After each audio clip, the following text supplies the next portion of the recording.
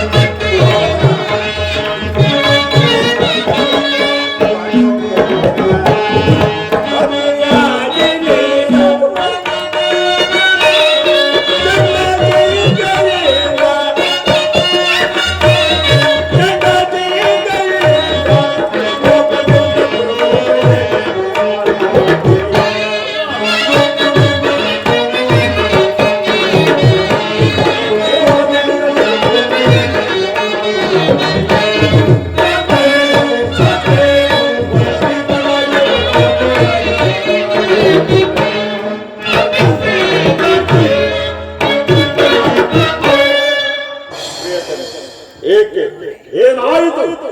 ಈ ರೀತಿ ಚಿಂತಾಕ್ರಾಂತಳಾಗಿರಲ್ಲ, ಕಾರಣವೇನು? ನಾನು ನಿಷ್ಕಾರಣವಾಗಿ ಅಳುತ್ತಿಲ್ಲ. ಈ ಪಾಂಚಾಲಿ ಅಳುವಿಗೆ ಒಂದಲ್ಲ, ಹತ್ತಾರು ಕಾರಣಗಳಿರುವವು. ನೀವಾದರೂ ಪುರುಷರು. ನಿಮ್ಮನ್ನು ಯಾರಾದರೂ ದೂರಿದರೆ, ಅಪಮಾನ ಪಡಿಸಿದರೆ ಸ್ವತಃ ನೀವೇ ಅವರಿಗೆ ಪ್ರತಿಕಾರ ಮಾಡುವಿರಿ. ಆದರೆ ಈ ಸ್ತ್ರೀಯರ ವಿಚಾರವೂ ಹಾಗಲ್ಲ.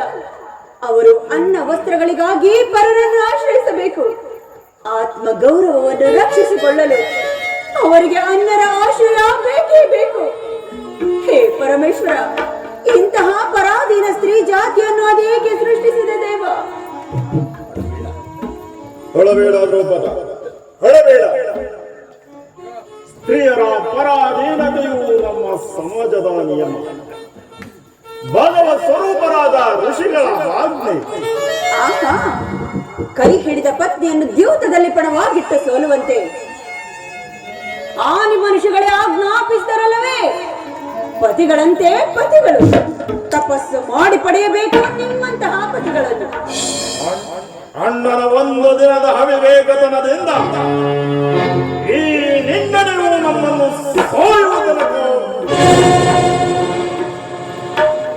ಪ್ರಿಯತಮೆ ದ್ರೌಪದ, ಅಣ್ಣನ ಅಪರಾಧಗಳನ್ನು ಕ್ಷಮಿಸುವಂತೆ ನಾನೆಷ್ಟೋ ಸಾರಿನಲ್ಲಿ ಕೇಳಲಿಲ್ಲವೇ? ಆದದ್ದು ಆಗಿ ಹೋಯಿತು, ಅದನ್ನು ಮರೆತು ಬಿಡು. ಸಮಯದಲ್ಲಿ ತಿಳಿಸಬಾರದೆ? ತಿಳಿಸುವೆನು. ಆದರೆ ಆದರೆ ಅದರಿಂದ ಆಗುವ ಪ್ರಯೋಜನವಾದರೂ ಏನು? ನೀವೆಷ್ಟೇ ಆದರೂ ನಿಮ್ಮಣ್ಣನ ಆಜ್ಞಾಧಾರಕರಲ್ಲ.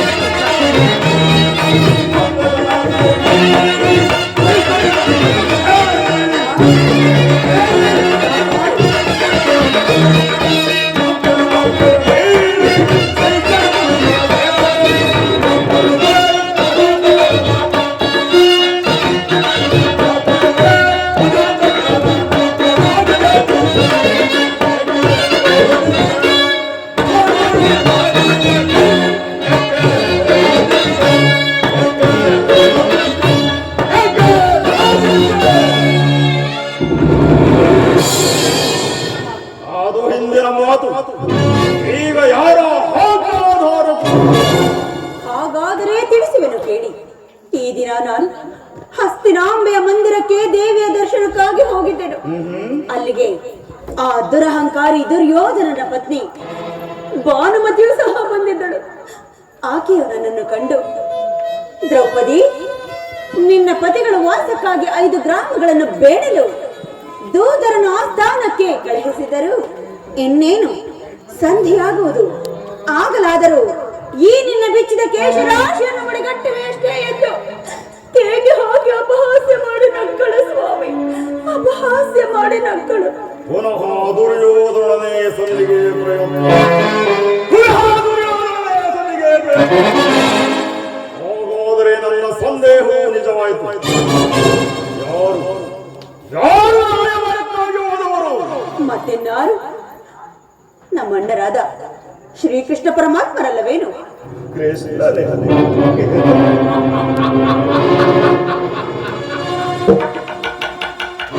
ಗೋಪಿಕಾಂಗನೆಯರ ವಿಲಾಸ ವಿಭ್ರಮೆಗಳಲ್ಲಿ ಮಗ್ನರಾಗಿರುವ ಯುದ್ಧವನ್ನು ಮರೆಯುವುದು ಸಹಜ. ಅರ್ಜುನನು ದ್ವಾರಕೆಯಿಂದ ಹಿಂದಿರುಗಿದಾಗಲೇ ಹೀಗಾಗಬಹುದೆಂದು ನಾನು ಭಾವಿಸಿದೆನು. ಅದಿರಲಿ, ಆ ಭ್ರಷ್ಟ ಭಾನುಮತಿಗೆ ಏನನ್ನು ಉತ್ತರವನ್ನು ಕೊಟ್ಟೆ? ಅವಳ ಪ್ರಶ್ನೆಗೆ ಸರಿಯಾದ ಉತ್ತರವನ್ನೇ ಕೊಟ್ಟಿರುವೆನು. ನಿನ್ನ ಕಟ್ಟಿದ ಮುಡಿಯನ್ನು ಬಿಡಿಸುವವರೆಗೂ ನನ್ನ ಈ ಬೆಚ್ಚಿದ ಮುಡಿಯನ್ನು ಕಟ್ಟುವುದಿಲ್ಲವೇ ಭಾನುಮತಿ?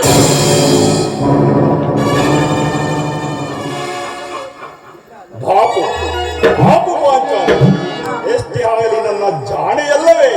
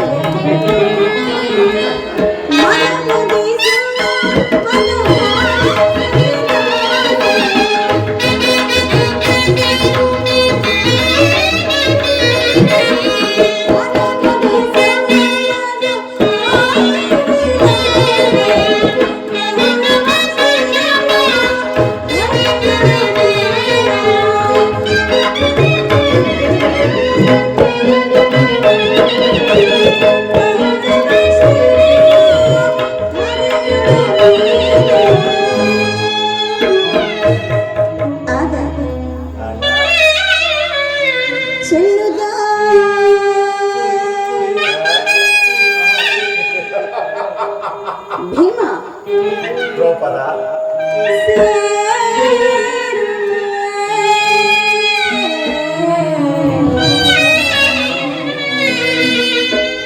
ಸ್ವಾಮಿ ದ್ರೌಪದ ಕಾಂತೆಯ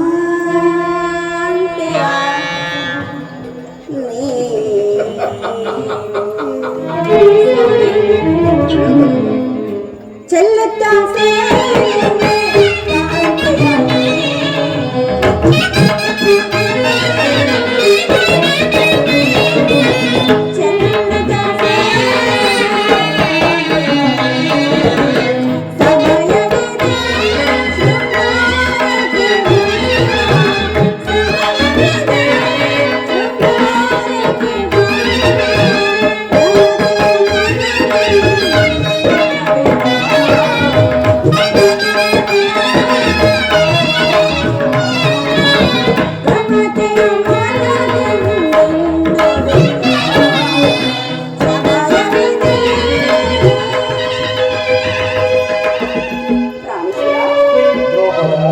ನಿಮಗೆ ನೆನಪಿದೆಯೇ? ಅದೇ ಹಿಂದೆ ಒಂದು ದಿನ ಈ ನನ್ನ ಬೆಚ್ಚದ ಕೇಶರಾಶಿಯನ್ನು ಕಂಡು ಸ್ವಾಮಿ ಗುರು ಕುಲಾಂತಕ ಕಾಳರಾತ್ರಿ ಎಂದು ಸಂಬೋಧಿಸಿದಿರಿ. ಇನ್ನು ಅದೇ ನೀನು ಹೇಳಿದಿರಲ್ಲವೇ? ಪುನಃ ಪ್ರತಿಜ್ಞಾ ವಾಕ್ಯಗಳನ್ನು ನನ್ನ ಮಾತಿನಿಂದಲೇ ಕೇಳಬೇಕೆಂದು ಅಪೇಕ್ಷಿಸಿದೆ. ಮಾಡಿದ ಪ್ರತಿಜ್ಞೆಯನ್ನು ಮರೆಯುವಂತಹ ಏರಿಯಲ್ಲ ಈ ಪ್ರಚಂಡವೇನ. ಹೇಳುವುದು ಮಾತ್ರವಲ್ಲ, ನುಡಿದಂತೆ ನಡೆಯಬೇಕೆಂಬುದೇ ನನ್ನ ಇಚ್ಛೆ. ನಾನು ಸುಮ್ಮನೆ ಇಚ್ಛಿಸಿದರೇನಾಯಿತು? ನೀವೆಷ್ಟೇ ಆದರೂ ನಿಮ್ಮಣ್ಣನ ಆಜ್ಞಾಧಾರಕರಲ್ಲವೇ?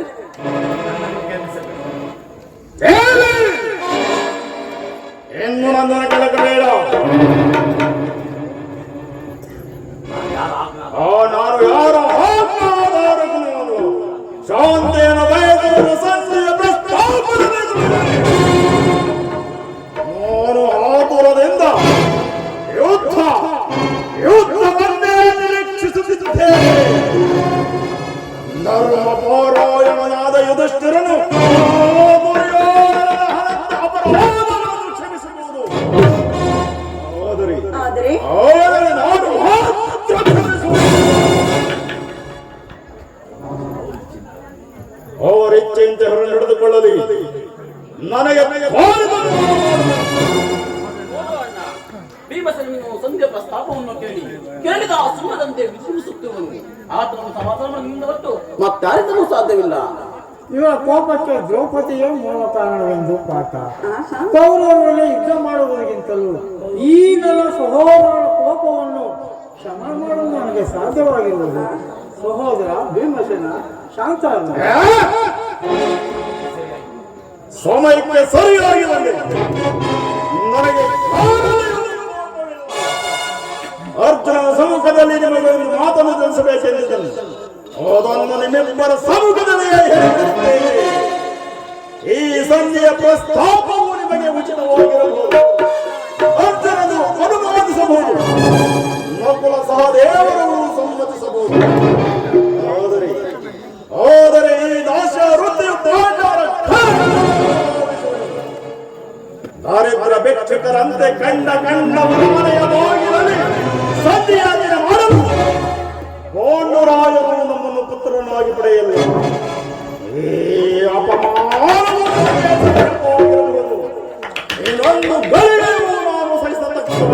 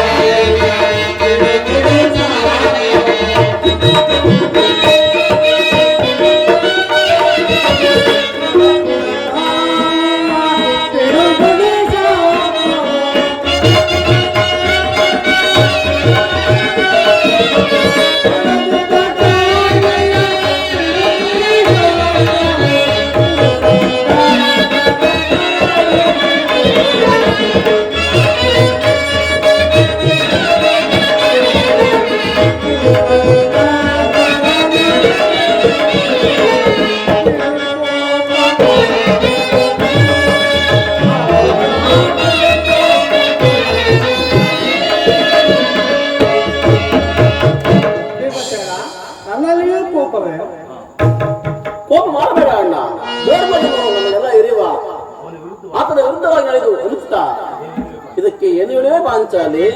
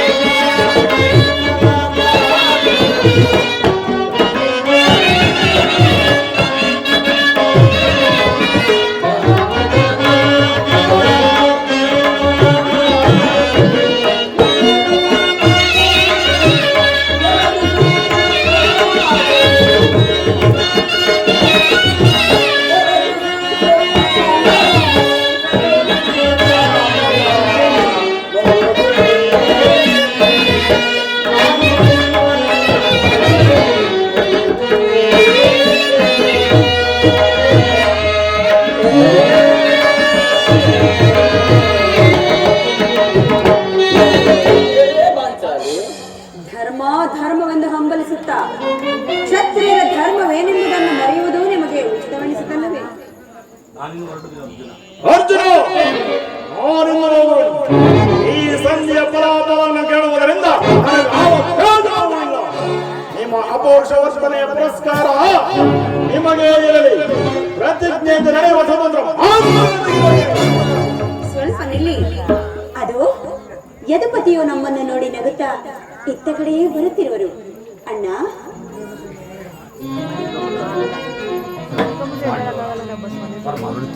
ಪರಮಾತ್ಮ ಪಾಂಡವರ ಪ್ರಣಾಮಗಳನ್ನು ಸ್ವೀಕರಿಸು. ವಿಜಯಶಾಲಿಯಾದ ಧರ್ಮನಂದನ. ಅಣ್ಣ, ಪರಮಾತ್ಮ ಓದ ಕಾರ್ಯವು ಏನಾಯಿತು? ಓದವರಾರು ಇಷ್ಟರಲ್ಲವೇ? ಅಂದರೆ ಸಭೆಯಲ್ಲಿ ಏನೇನು ನಡೆಯಿತು? ಎಲ್ಲವೂ ತಕ್ಕ ರೀತಿಯಲ್ಲಿ ನಡೆಯುತ್ತದೆ. ಸಂಜೆ ವಿಚಾರವೂ ನಡೆಯುತ್ತಷ್ಟೇ. ಅದು ನಡೆಯುವುದು ಧರ್ಮನಂದನ. ಇಲ್ಲಿರುವುದರಿಗೆ ಸಾಧ್ಯವಿಲ್ಲ. ಅವರಿಗೆ ಬಂದಂತೆ ಮನವನಂತೆ ಅವರು ನನಗೆ ಸ್ವಲ್ಪ ನಿಲ್ಲಿ. ನಮ್ಮಣ್ಣನ ಮಾತು ಮುಗಿಯಲಿ. ಅಣ್ಣನ ಮಾತು ಮುಗಿಯುವುದರೊಳಗಾಗಿ ಪರಮಾತ್ಮ ಮುಂದೇನಾಯಿತು? ಧರ್ಮನಂದನ, ಎಲ್ಲವೂ ತಕ್ಕ ರೀತಿಯಲ್ಲಿ ತಿಳಿಸಿತು. ನಾನಿನ ತಡೆಯಲಾರೇನು. ಈಗ ಸಮಸ್ಯೆ ಮಾತುಗಳು ನನಗೆ ಬೇಕಾಗಿಲ್ಲ. ಅಗ್ಗದನ ಅಪೇಕ್ಷೆಯಿಂದ 5 ಗ್ರಾಮಗಳಿಗೆ ಸಂಧಿಯಾಯಿತು. ಓ ಭೀಮಸೇನ, ಅದು ನಡೆಯಿತು. ನಾನು ಓದಕ್ಕಾಗಿ ಅಲ್ವೇ? ಈಗ ತಿಳಿಯಿತು. ಅಜ್ಞಾತವಾದದಲ್ಲಿ ಅರ್ಜುನನಿಗೆ ಬರಗಳನ್ನು ತೋರಿಸಿದೆ.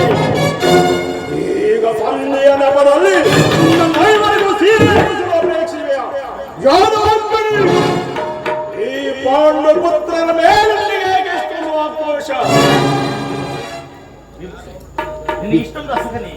ಭೀಮಸೇನ, ನಿನಗೆ ಇಷ್ಟೊಂದು ಅಸಹನೆ ಏಕೆ? ಸ್ವಲ್ಪ ಸಮಾಧಾನದಿಂದ ನನ್ನ ಮಾತನ್ನು ಕೇಳು, ಸಂಪೂರ್ಣವಾಗಿ ಕೇಳು. ನಿನಗೆ ಇದು ಹೆಚ್ಚಿನ ಸಂಬಂಧಪಟ್ಟ ವಿಚಾರವಿರುವುದು. ಸ್ವಾಭಿಮಾನ ಶೂನ್ಯವಾದೊಡನೆ ಈ ಪ್ರಚಂಡ ಭೀಮನಿಗೆ ಸಂಬಂಧ ಇರುವುದಯ್ಯ, ಅತ್ಯಂತ ನಿಕಟವಾದ ಸಂಬಂಧವೇ ಇರುವುದು. ಪರಮಾತ್ಮ ಧರ್ಮನಂದನ, ಸಭೆಯಲ್ಲಿ ಏನೇನು ನಡೆಯಿತು? ಧರ್ಮನಂದನ, ನಿಮ್ಮ ಸಂದೇಶವನ್ನು ಸಭೆಯಲ್ಲೇ ಹರಿಸಿದೆನು. ಅದಕ್ಕೆ ಎಲ್ಲರೂ ಒಪ್ಪಿದರು. ಭೀಷ್ಮ, ದ್ರೋಣ, ವಿದುರ ಮುಂತಾದವರು. ಆತನೂ ಸಹ ಈ ದುರ್ವಾರ್ತೆಯನ್ನು ಕೇಳಬೇಕೆಂಬುದೇ ನಿಶ್ಚಯ. ಅದನ್ನು ಸಾಧಿಸಿದೆ. ಸಹೋದರರೇ, ನಿಮ್ಮ ಅಪರುಷ ಫಲವನ್ನು ನೀವೇ ಬಂಧಿಸಿರಿ. ಅದರಲ್ಲಿ ಈ ಭೀಮನು ಯಾವ ಭಾವವನ್ನು ಅಪೇಕ್ಷೆ ಯಾಜ್ಞಾಸರಿ ನಿರಾಶರಾಗದಿರು. ಈ ಭೀಮನು ಬದುಕಿದ್ದರೆ ನಿಲ್ಲು ಸಹೋದರ, ನಿಲ್ಲು ಭೀಮಸೇನ. ನೀ ನಿಜವಾಗಿ ವಿಡಿಮಪ್ಪತೆಯೇ ಸರಿ. ಇಷ್ಟೊಂದು ಕೋಪವಿಲ್ಲದಿದ್ದರೆ ಆ ರಕ್ಕಸಿಯನ್ನು ಹೀಗೆ ತಾನೇ ಹೇಳುತ್ತಿದ್ದೆ. ಸೊಮ್ಮನೆಯ ಕಾಡಬೇಡ. ಈ ಸಂಧಿಯ ಸುದ್ದಿನ ಒಪ್ಪದು. ಭೀಮಸೇನ, ನಿನಗೆ ನಿನಗೆ ಒಪ್ಪುವ ವಿಚಾರ ಹೊಂದಿರುವುದು. ಆ ದುರ್ಯೋಧನಿಗೆ ಪ್ರಿಯವಾದ ಸಂದೇಶವೊಂದನ್ನು ಕಳಿಸಿರುವನು. ದುರ್ಯೋಧನ ಸಂದೇಶ. ಆದರೆ ಇದರ ಉದ್ದೇಶ ಸಂಧಿಯಾಗಿರಬಾರದು. ಏನು ಆ ಸಂದೇಶ? ಭೀಮಸೇನ, ಆ ಸಂದೇಶವನ್ನು ಕೇಳುವ ನಿನಗೆ ಮನಸ್ಸಿದ್ದರೆ ಕ್ಷಣಕಾಲ ನನ್ನ ಬಳಿಯಲ್ಲಿ ಕೈ ಕಟ್ಟಿಕೊಂಡು ಕುಳಿತುಕೊಳ್ಳಬೇಕು. ಇಲ್ಲ, ಇಲ್ಲವಯ್ಯ, ನೀನು ಕುಳಿತುಕೊಳ್ಳದ ಹೊರತಾಗಿ ನಾನು ಆ ಸಂದೇಶವನ್ನು ಹೇಳಲಾರೆ. ಪರಿಹಾಸ್ಯವಲ್ಲ ಭೀಮಸೇನ, ನಿನ್ನನ್ನು ಕಂಡ್ರೆ ನನಗೆ ಅಷ್ಟೊಂದು ಭಯವಯ್ಯ. ಎಲ್ಲಿ ಗದೆಯನ್ನು ಕ್ಷಣಕಾಲ ಅಪಕರಿಸಿ ನನ್ನ ಬಳಿಯಲ್ಲಿ ಕೈ ಕಟ್ಟಿಕೊಂಡು ಕುಳಿತುಕೋ. ಆಗ ನಿನಗೆ ಪ್ರಿಯವಾದ ಸಂದೇಶವನ್ನು ಹೇಳುವೆನು. ಸರಿ, ನಿನ್ನ ಇಚ್ಛೆಯಂತೆ ಕೈ ಕಟ್ಟಿಕೊಂಡು ಕುಳಿತುಕೊಳ್ಳುವೆನು. ಈಗಲಾದರೂ ಹೇಳು, ಏನು ಆ ಸಂದೇಶ? ಕೋಪ ಮಾಡಲಿಲ್ಲವಷ್ಟೇ. ಅದು ಆಗಲಿ. ನೀನು ನನ್ನ ಬಂದಿ. ಓದೋ ಸ್ವಲ್ಪ ಕ್ಷಣ ಮಾತ್ರ. ಎಲ್ಲಿ ಈ ಗದೆಯನ್ನು ಬಿಡು.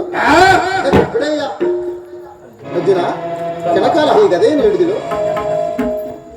ವ್ಯಾಘ್ರಸೇನಿ, ಅಣ್ಣ, ನಾ ಹೇಳಂತೆ ಮಾಡಬೇಕಂಡೆಯ. ನಿಮ್ಮ ಮಾತನ್ನು ಎಂದಾದರೂ ಮೀರಿರುವಿನಣ್ಣ. ಹಾಗಾದರೆ ತೆಗೆದುಕೋ ಈ ಹಗ್ಗವನ್ನು. ನಿನ್ನ ಈ ಹಗ್ಗದಿಂದ ಭೀಮನ ಕೈಗಳು ಭದ್ರವಾಗಿ ಬಂಧಿಸು. ಇದೇನು ಪರಿಹಾಸ್ಯವೇ ಅಣ್ಣ? ಪರಿಹಾಸ್ಯವಲ್ಲದ್ದಿ ತಂಗಿ. ಶತ್ರು ಎಳೆಬಡಿಯಲ್ಲಿ ನೀನು ಮಹಾಪಂಡಿತಿಯಂತೆ, ಅದರಂತೆ ನಿನ್ನ ಈ ಭೀಮನ ಕರೆಗಳನ್ನು ಬಂಧಿಸು ಬರುವೋ ಇಲ್ಲವೆಂದು ಪರೀಕ್ಷಣವೇ ಅಷ್ಟೇ. ಹಾಗೆ ಆಗಲಿ.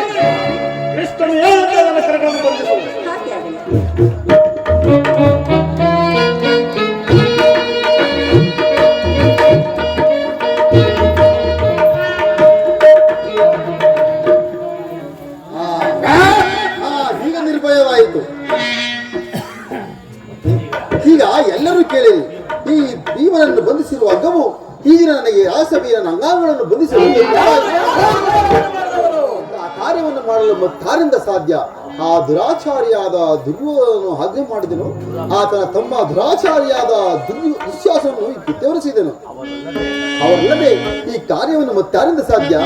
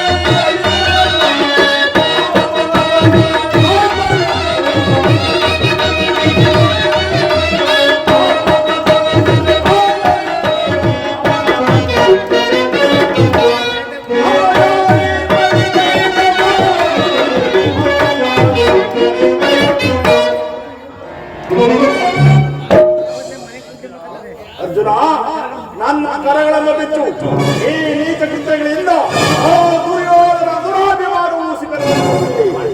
ನಮ್ಮ ಪ್ರೀತಿಯ ಬಂಧುವಾದ ಶ್ರೀಕೃಷ್ಣನನ್ನು, ಪಾಂಡವರ ರಾಯಭಾರಿಯನ್ನು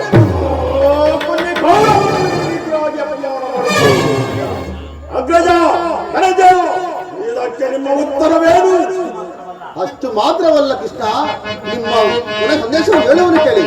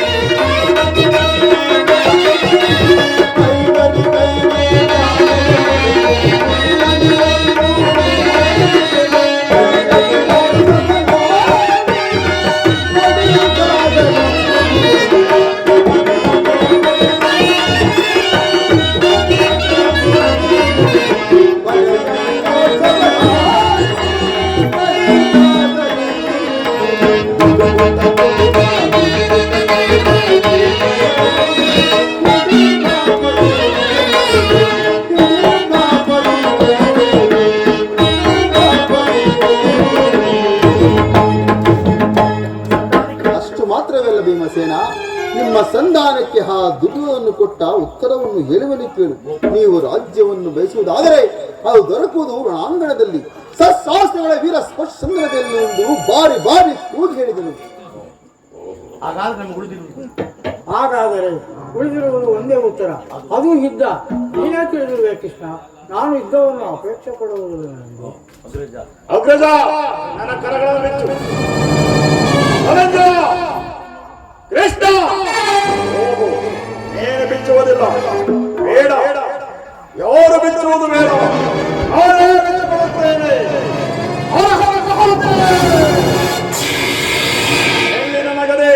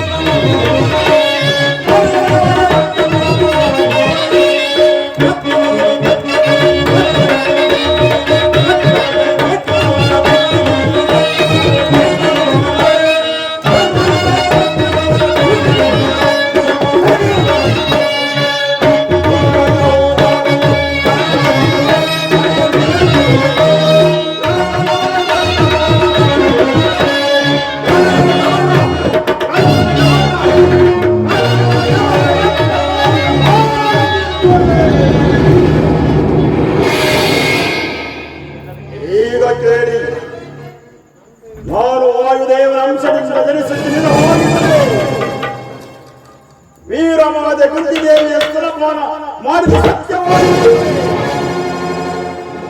ನಾಳಿನ ಯುದ್ಧದಲ್ಲಿ ಕೌರವರ 99 ಮಂದಿ ಸಹೋದರರನ್ನು ನಾಶ ಮಾಡಿ ಓ ದುರುಳ ದುಶ್ಯಾಸನ ಮುಕ್ತ ಸ್ಥಳವನ್ನು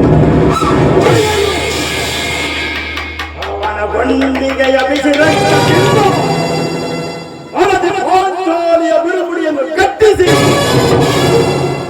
ತದನಂತರ ಆ ದತ್ತದ ದುರ್ಯೋಧನನ ಹೊಡೆಯನ್ನು